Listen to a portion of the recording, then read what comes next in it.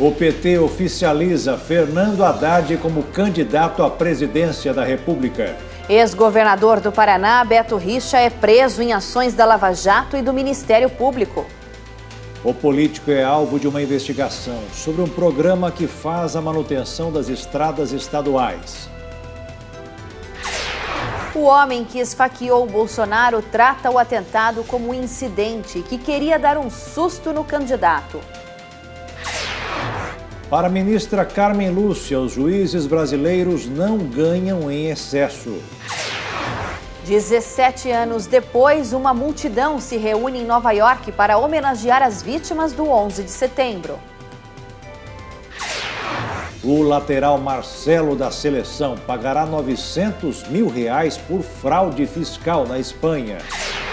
Empresas de família representam a maior parte das riquezas do Brasil e empregam 75% da mão de obra. Agora no Jornal das 22.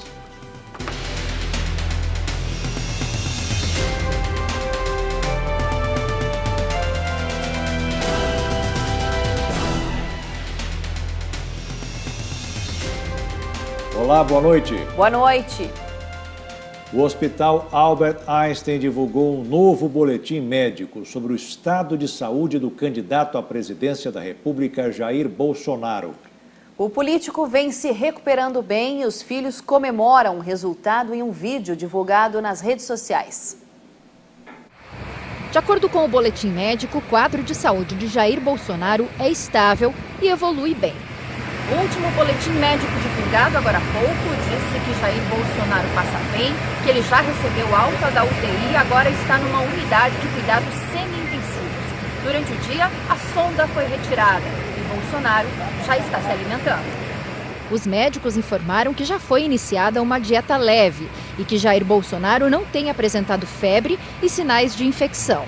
Neste vídeo publicado pelos filhos de Jair Bolsonaro, Eduardo e Flávio, eles comemoram a melhora do pai e a primeira refeição que ele fez no hospital. Pessoal, é só pra gente compartilhar com vocês a alegria dessa notícia que a gente teve hoje, de uma evolução muito grande do quadro do meu pai, né? A gente acabou de receber também há pouco a ligação de um dos médicos que está lá responsável por ele.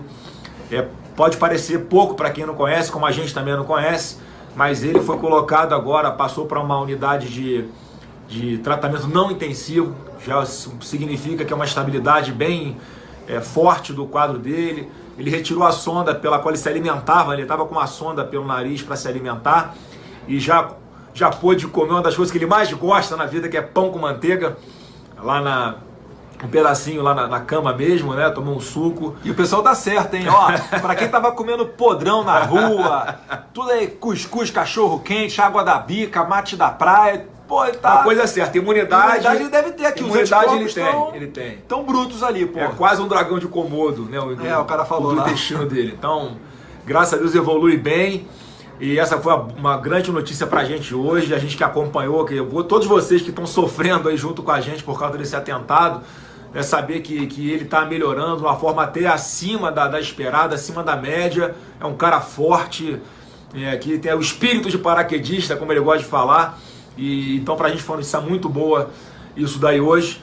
Tá? Então para compartilhar com todos vocês que o capitão voltou. E mesmo do hospital, Jair Bolsonaro acompanha a propaganda eleitoral. Em suas redes sociais, ele criticou os marqueteiros das campanhas eleitorais. A previsão de internação é de 7 a 10 dias. O presidenciável só deve retomar as atividades de campanha 20 dias após receber a alta hospitalar.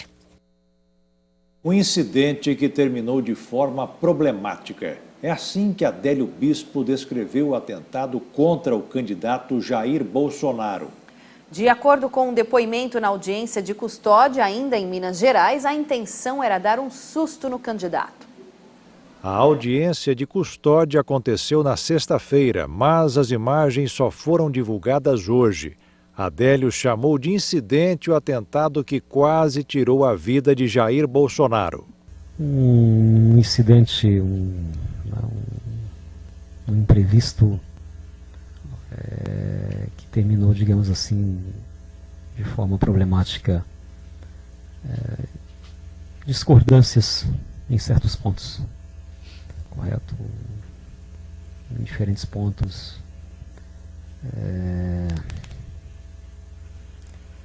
Digamos assim, não saberia nem expressar, mas o fato ocorreu, entendeu?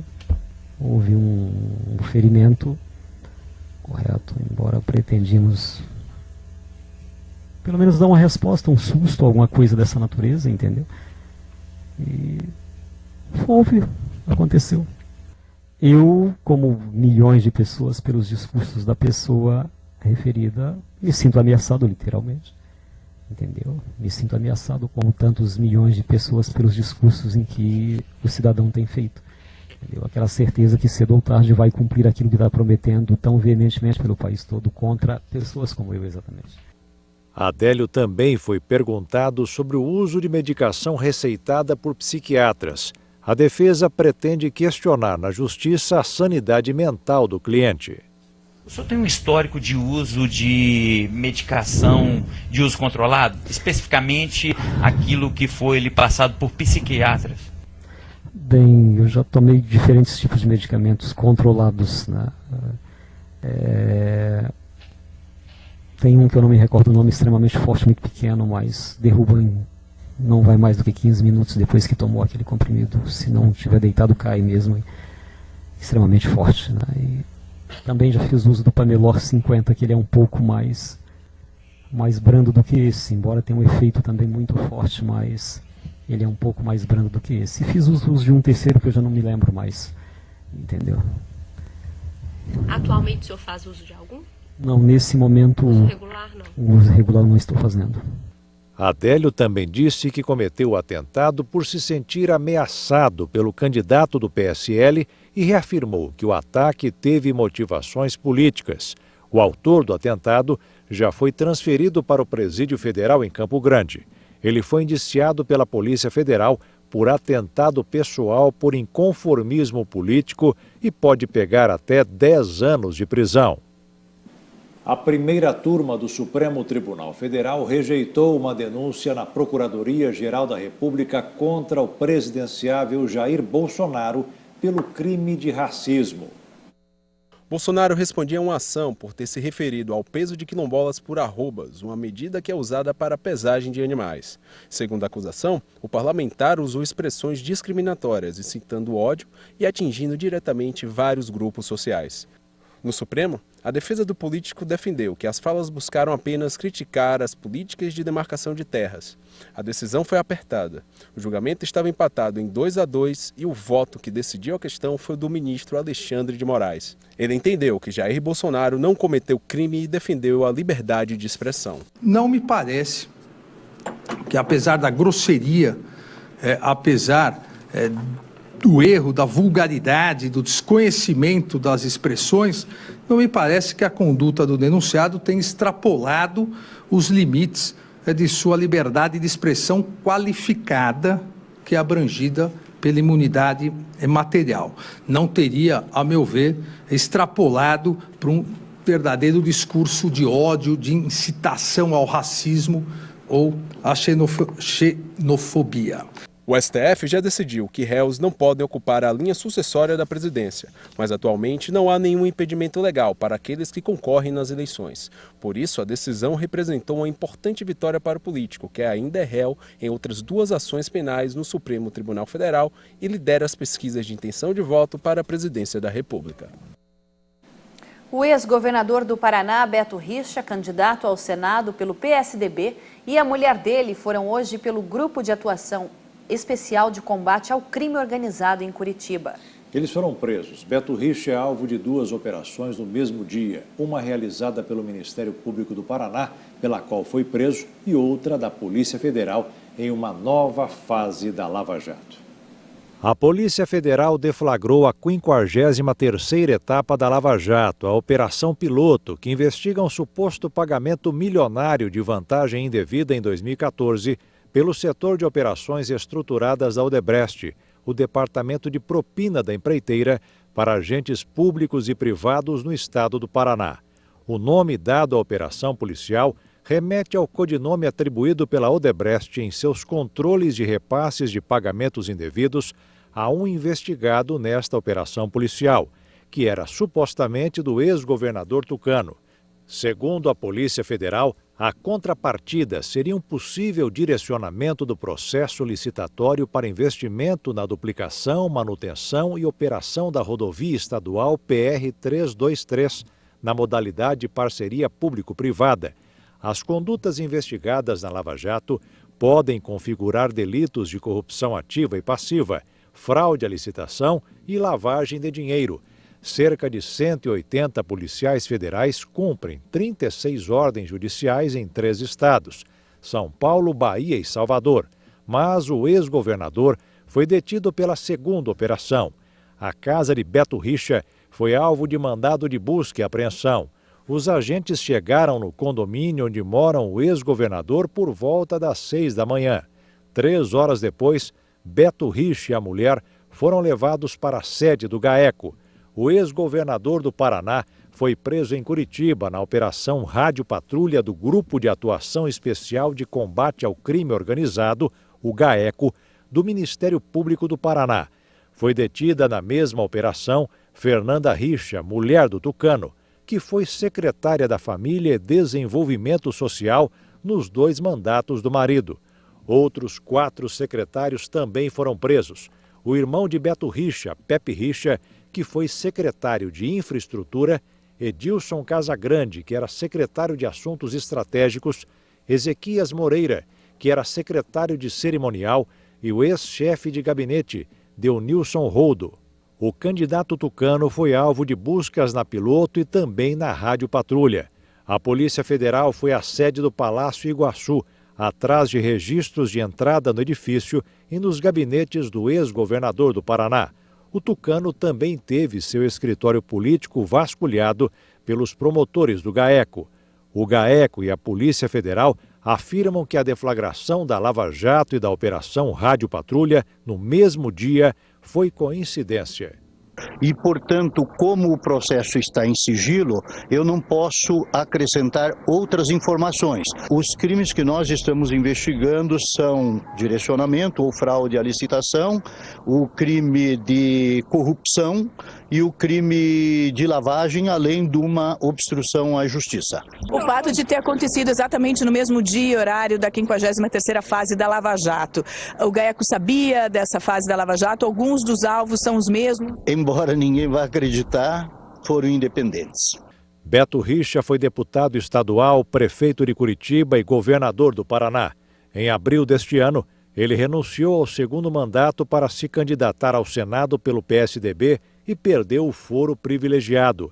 Na última pesquisa Ibope, divulgada em 4 de setembro, Beto Richa aparecia em segundo lugar, com 28% das intenções de votos. Eu sei que quando atinge uma pessoa que inclusive é candidata, é óbvio que isto interfere. Mas de alguma forma nós não podemos parar os trabalhos por motivo dessa natureza. As prisões estão relacionadas a investigações sobre o programa Patrulha do Campo, entre 2012 e 2014.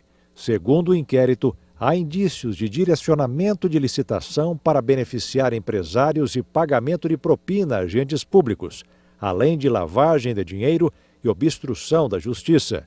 As prisões são temporárias, com validade de 5 dias. Ao todo, são 15 mandados de prisão. Como o processo está em sigilo, eu não posso acrescentar outras informações. E só reafirmo, trata-se de investigação, não se trata, por certo, de acusação, ou seja, não há um processo e a prisão é determinada exatamente para o interesse da investigação, conforme os termos da lei. A defesa do ex-governador Beto Richa disse que até agora não sabe qual a razão das ordens judiciais e afirma que não teve acesso à investigação. A defesa de Deunilson Roldo informou que também não teve acesso às ordens judiciais e que considera a prisão desnecessária, porque o cliente sempre colaborou e se colocou à disposição da justiça. A defesa de Pepe Richa informou que só vai se manifestar nos autos. A defesa de Celso Frari disse que não vai se posicionar. A defesa dos outros envolvidos ainda não se manifestou oficialmente. E veja a seguir, o PT oficializa Fernando Haddad como candidato à presidência da República. E ainda, a multidão se reúne em Nova York para homenagear as vítimas dos atentados de 11 de setembro de 2001.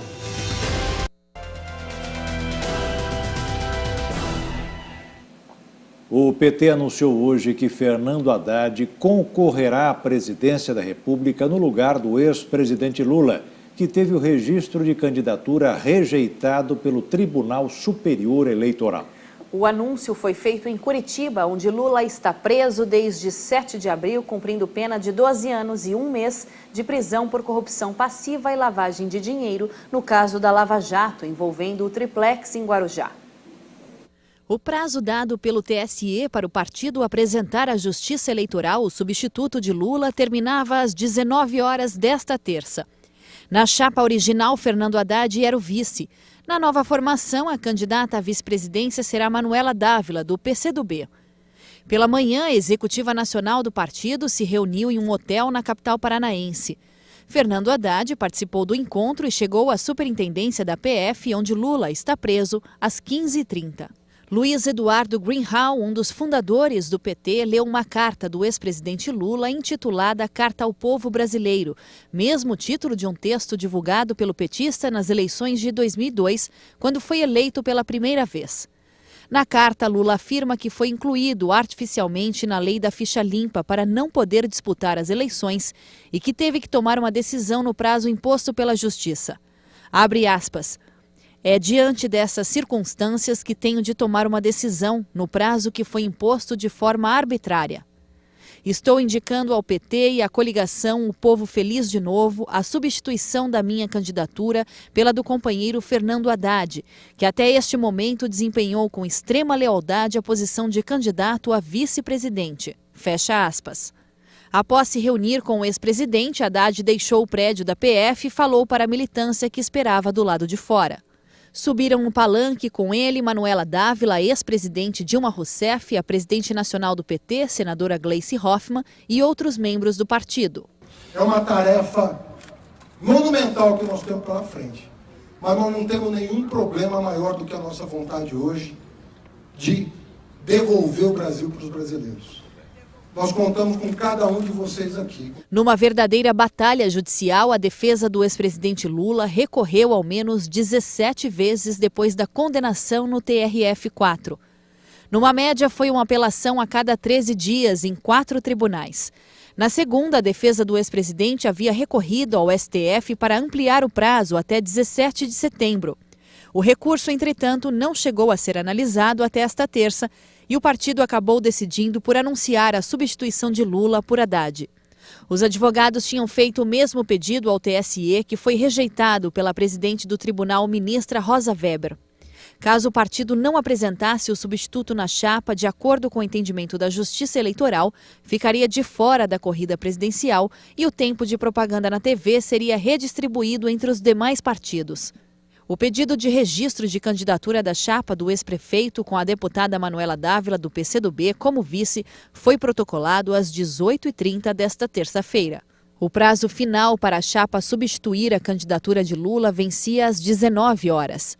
No pedido foram entregues as atas de PT, PCdoB e PROS, que deliberaram pela nova composição da coligação.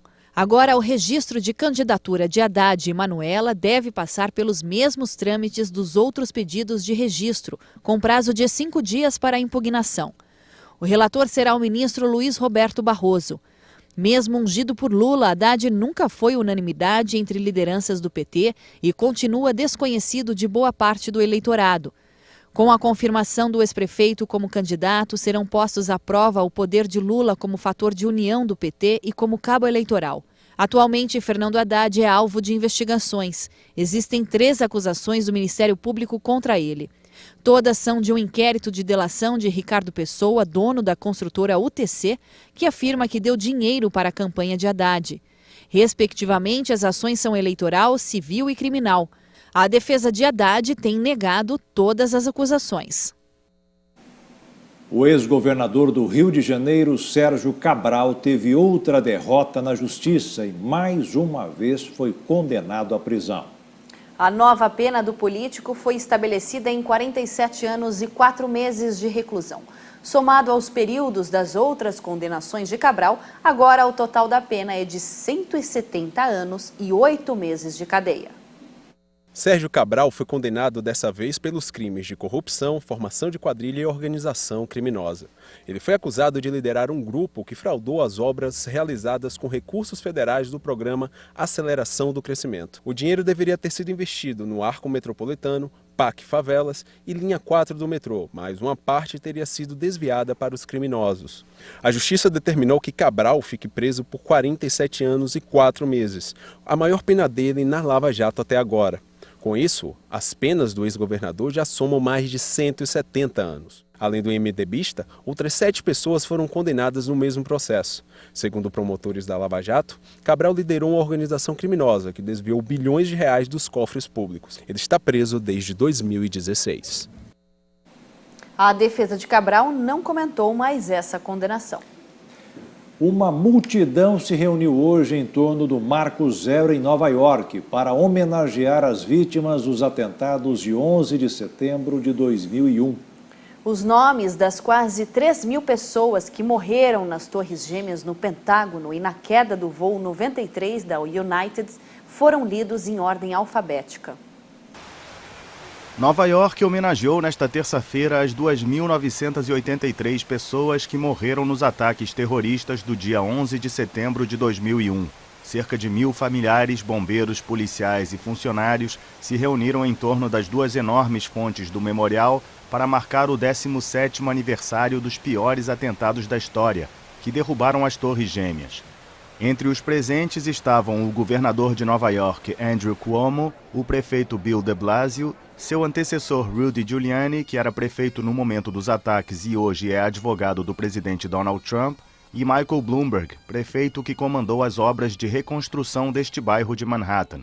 A embaixadora dos Estados Unidos na ONU, Nikki Haley, também compareceu. Trump foi à localidade de Shanksville, na Pensilvânia, para homenagear os heróis do voo 93 da United, atentado que ocorreu na mesma data. Em Nova York, policiais e bombeiros carregaram a bandeira americana até o chamado Ground Zero. De pé na esplanada que fica em frente ao museu que lembra as vítimas dos atentados, a multidão respeitou vários momentos de silêncio. Alguns depositaram flores e pequenas bandeiras junto aos nomes de seus entes queridos gravados no memorial. Todos os anos, os nomes das quase 3.000 vítimas nas Torres Gêmeas, no Pentágono e na queda do voo 93 da United são lidos em ordem alfabética. As vítimas do ataque ao World Trade Center no dia 26 de fevereiro de 1993 também são lembradas.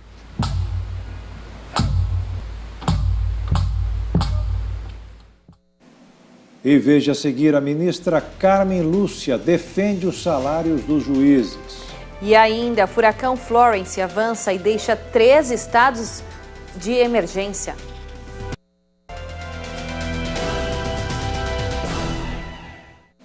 O presidente Michel Temer assinou 2 medidas provisórias para tentar sanar os problemas dos museus do país. Uma delas cria a Agência Brasileira de Museus, a ABRAM, mas nem todos ficaram felizes com a criação da agência. O presidente do Sebrae, Afif Domingos, afirmou que irá tentar com um pedido contra a ABRAM.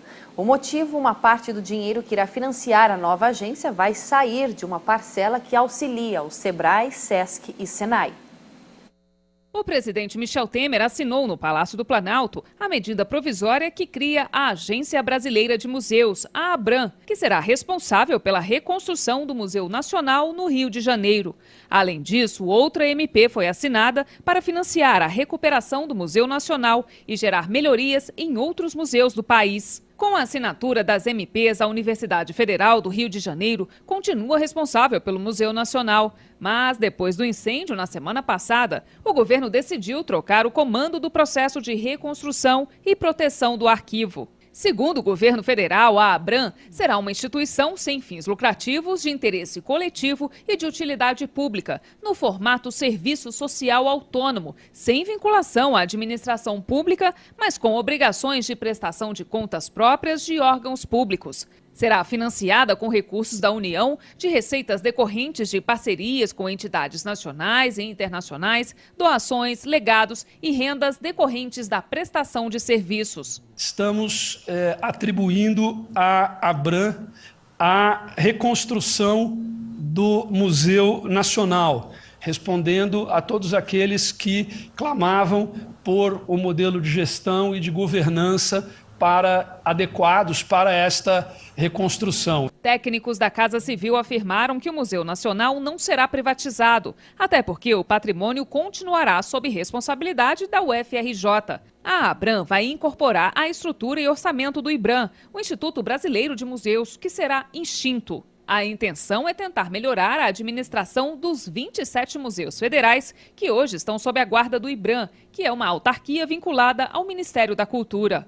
A MP, que cria a ABRAM, também estabelece a criação de um fundo patrimonial com doações de pessoas físicas e jurídicas, voltadas para a reconstrução e modernização do Museu Nacional. A nova agência fará a gestão dos recursos, que também poderão vir por meio da Lei Rouanet. É naturalmente mais uma reforma que se incorpora ao nosso governo. E eu ouço com muito agrado que são coisas que tramitam e são pensadas, meditadas, formuladas, discutidas há muito tempo e sem que haja uma solução. Pois muito bem, em menos de 2 semanas, nós estamos aqui apresentando soluções de matérias que tramitaram por anos seguidos. Mas essa iniciativa do governo de reconstrução do Museu Nacional já começa com uma nova polêmica. O presidente do Sebrae, Guilherme Afife Domingos, afirmou nesta terça-feira que irá recorrer ao Supremo Tribunal Federal contra a MP assinada pelo presidente Michel Temer.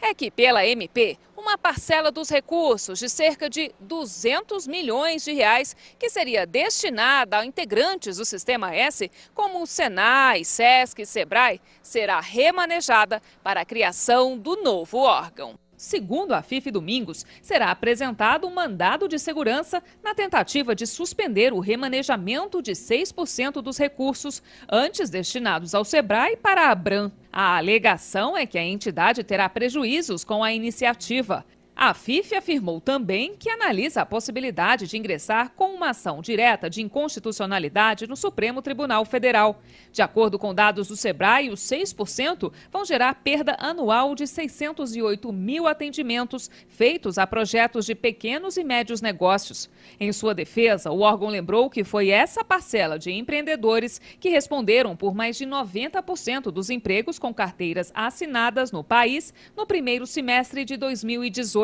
Para o governo, a ABRAM tem o mesmo perfil de serviço social do Sebrae e, por isso, teria a mesma rubrica pagadora. Se nós conseguirmos a medida suspensiva, ou mesmo que não a consigamos, temos que manter o diálogo com o governo na busca de uma alternativa que envolva mais gente com afinidade.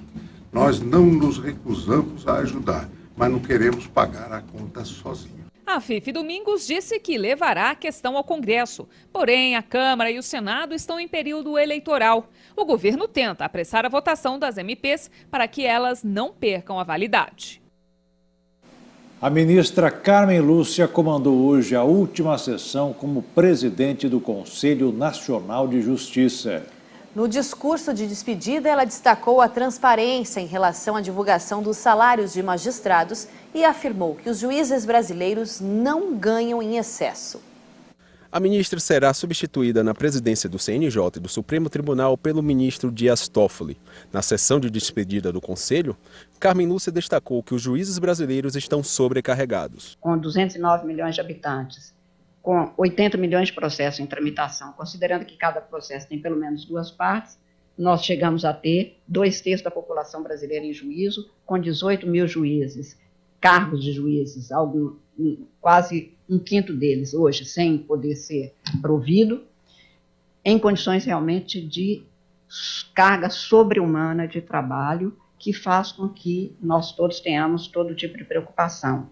A ministra também destacou ações do Conselho Nacional de Justiça e afirmou que a transparência nas informações comprova que os juízes brasileiros não ganham em excesso. Dentro disso que se tornou uma constante de afirmar que os juízes ganham em excesso, não ganham, e está aí a comprovação pela transparência que foi dado as informações sobre remuneração de todos nós, magistrados brasileiros, de forma permanente, sem qualquer dificuldade, cumprindo-se integralmente a Lei de Acesso à Informação. Recentemente, Carmen Lúcia criticou colegas do Supremo Tribunal Federal que articularam um reajuste salarial. Em agosto, o STF decidiu incluir no orçamento da União de 2019 a previsão de aumento de 16% para os ministros da Corte, que atualmente ganham R$ 33.700. O salário dos ministros serve de base para a definição dos vencimentos de magistrados de instâncias inferiores e poderá ultrapassar 39 mil a partir do ano que vem. Além disso, se o aumento for aprovado pelo Congresso Nacional, vai gerar um efeito cascata, com reflexos em todos os poderes. Novo relatório da OCDE, a Organização para a Cooperação e Desenvolvimento Econômico, revela um abismo entre homens e mulheres. Veja essa e outras notícias nos destaques da economia. A OCDE avaliou a desigualdade entre homens e mulheres no mercado de trabalho de 36 países. E o resultado não é uma novidade, mas reforça o que muitos já sabem. Existe discriminação de gênero no mercado de trabalho. O número de mulheres que obtêm um diploma do ensino superior segue em alta e é maior que o de homens, mas elas continuam com uma participação menor no mercado de trabalho e têm salários menores. Segundo o estudo, as mulheres ganham em média 26% menos. No caso específico do Brasil, a situação não é muito diferente. Entre as mulheres que têm diploma superior, 83% estavam empregadas, enquanto entre os homens esse percentual era de 91%. Já a diferença salarial também se mostrou alta. Em média, as mulheres com esse nível de estudo tinham rendimentos 35% inferior ao dos seus pares masculinos. O governo brasileiro divulgou um balanço e revelou que os agricultores receberam mais de 34 bilhões de reais no primeiro bimestre do Plano Safra. O resultado representa uma alta de 45% sobre igual período anterior e o maior volume dos últimos 5 anos. A linha de crédito especial é voltada para o médio e grande produtor e tem o objetivo de incentivar a produção agrícola. Os interessados podem pedir empréstimos até junho do ano que vem. Ao todo, o governo liberou 194 bilhões de reais para esse fim. A produção de motocicletas registrou o melhor resultado mensal desde outubro de 2015. Pouco mais de 105 mil unidades foram fabricadas no mês de agosto. Segundo a Associação das Montadoras, no acumulado de janeiro a agosto, a produção soma 696 mil motocicletas, uma alta de 21% sobre o mesmo período do ano passado. E as vendas também estão a todo vapor. O volume comercializado foi 16,5% maior do que no mesmo período de 2017. No mercado financeiro, o dólar fechou em alta nesta terça-feira, após 3 quedas seguidas. A moeda norte-americana subiu 1,48% e encerrou o dia cotada a R$ 4,154 na venda. Uma vasta área da costa leste dos Estados Unidos se prepara para a passagem do furacão Florence. O furacão avançou hoje com ventos de mais de 220 km por hora, o que levou as autoridades a ordenar que mais de 1 milhão de pessoas abandonem suas casas. A Carolina do Norte, do Sul e a Virgínia foram declarados em estado de emergência por causa do furacão Florence. A região, junto com Maryland e a capital Washington, é considerada mais ameaçada pelo fenômeno, que avança com ventos de mais de 220 km por hora. A forte tempestade é classificada na categoria 4, em uma escala que vai até 5. De acordo com institutos de meteorologia, o olho de Florence deve passar pelas Bermudas e Bahamas entre quarta e quinta-feira. No momento, não temos indícios de que a tempestade vai perder força. Temos a expectativa de um terrível impacto do fenômeno em algum lugar na costa da Carolina do Norte, do Sul ou da Virgínia. Vamos ter falta de eletricidade, destruição de infraestrutura, prédios destruídos. As estradas vão ser fechadas. O furacão deve provocar muitos problemas. Cerca de 1.200.000 moradores da costa leste americana receberam ordens para deixar suas casas, mas nem todo mundo se afastou da área de risco ainda. Minha esposa e filhos saíram da cidade e vão ficar longe com familiares. Eu estou aqui, mas devo ir logo. Estou me preparando. Tudo que posso fazer é rezar e lembrar que estamos na semana do 11 de setembro. O furacão Florence tem potencial para provocar grandes inundações em várias zonas da costa leste e pode se tornar a tempestade mais violenta a atingir a região em várias décadas. Os meteorologistas preveem que o furacão vai ganhar mais força nas próximas 36 horas. E a seguir, os desafios das empresas formadas por famílias. E ainda, o Brasil é o país com mais habitantes sedentários da América Latina.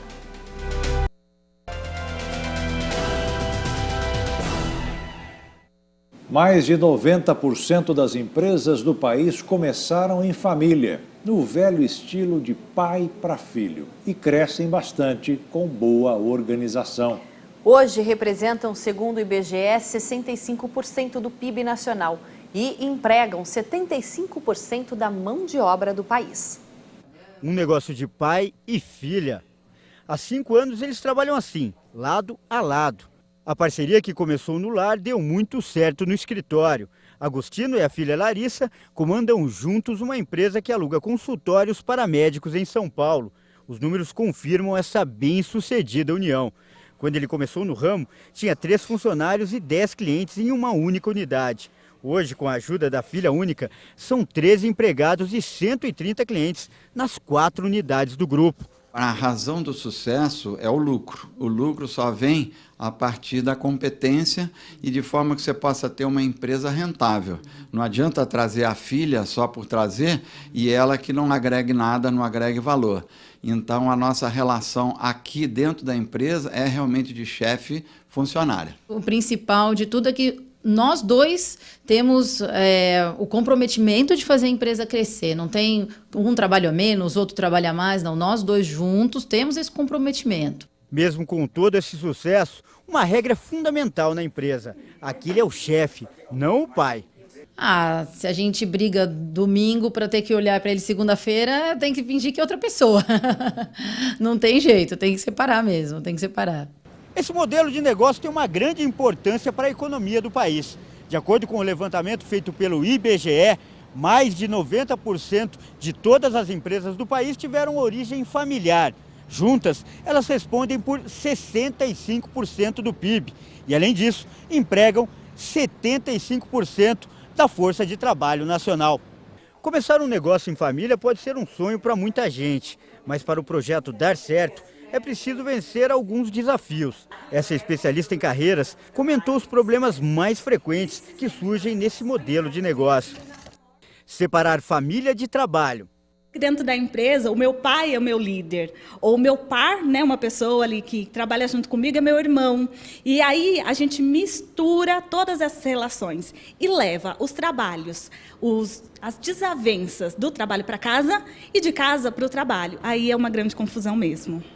Definir funções. Quando o dono da empresa, o diretor, ele não leva isso em consideração e ele só divide a função porque ele confia em alguém que é da família e essa pessoa não tem capacidade de estar ali, aí realmente isso tudo torna um ambiente desagradável, o resultado não acontece e a imagem da pessoa que está fazendo aquilo ali também não se constrói positivamente. Motivar os funcionários. As pessoas que começam a trabalhar como funcionário em uma empresa familiar, você é parente, eles já levam uma responsabilidade, digamos assim, um peso de ser o exemplo. Porque ele entra com uma imagem de que ele é privilegiado. Ele só está ali porque ele é filho do dono, porque ele é parente do dono. E aí ele precisa construir uma imagem melhor, que além de ser uma pessoa, um bom funcionário, uma pessoa produtiva, ele tem que desmistificar. Eu estou ali porque eu mereço e não porque eu tenho algum grau de parentesco. Se os desafios são grandes, a recompensa pode ser ainda maior. A especialista afirma que a grande vantagem é estar ao lado de alguém de confiança. É muito mais fácil se comunicar, se relacionar, ou até mesmo estabelecer metas e se motivar quando eu confio, quando eu conheço alguém. Então, por isso que, querendo ou não, tem muitos desafios, mas tem seu lado bom, sim. Uma receita caseira que deu certo na empresa de Agostino.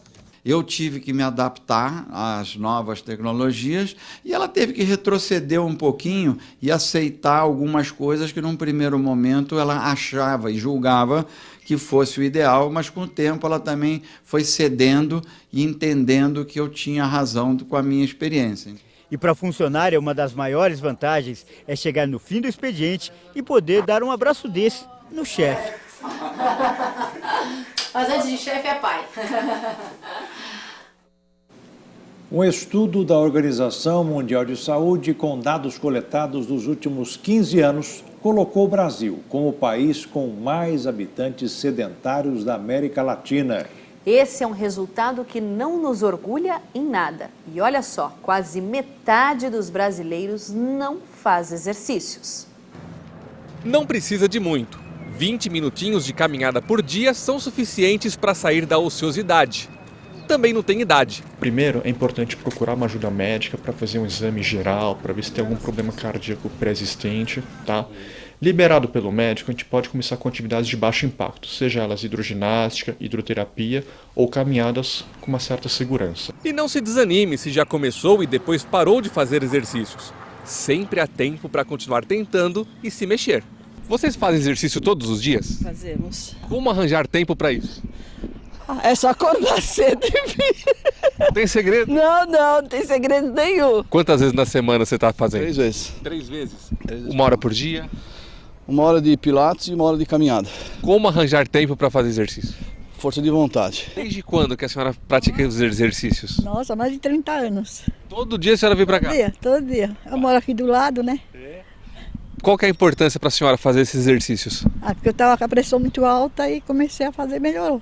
Mas não é a maioria que está assim, segundo um estudo da OMS. Mais de 1 bilhão e 400 milhões de adultos espalhados pelo mundo correm o risco de desenvolver doenças no coração por causa da falta de exercícios físicos. Também tem estudos da própria OMS que mostrou que jovens de países do terceiro mundo, né, conhecidos, mais de 80% também não fazem atividades moderadas. Só que para jovens agora tem novas recomendações que deviam fazer pelo menos 60 minutos por dia.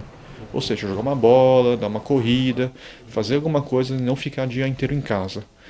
Isso a gente não sabe qual vai ser o custo da conta daqui a algumas décadas, né, quando o pessoal começar a entrar na idade adulta. O Brasil foi o país latino-americano com o índice de ociosidade mais alto. Quase metade dos brasileiros adultos não se exercita o suficiente. A Organização Mundial da Saúde recomenda, pelo menos, 2 horas e meia de exercícios semanais moderados.